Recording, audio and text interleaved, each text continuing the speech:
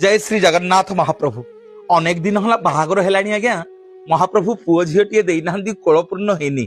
चलतु जीवा जगन्नाथ महाप्रभुंकर श्रीमंदिर को गरुड़ पछपटे छिड़ा हे जगन्नाथ को प्रणाम जनइबे। महाप्रभु मोर सबु दोषादोष क्षमा करंतु। मोर माँ माने बापा माने प्रत्येक दिन मंगल आरती परे गरुड़ंकर स्नान हुए।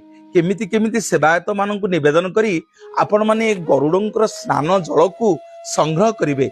ए गरुड़ंक स्नान जल को टिके हाथ रे धरी जेमिति महादेवंकर पादुका पाउछंती सेमिति पादुका टिके पाइबे।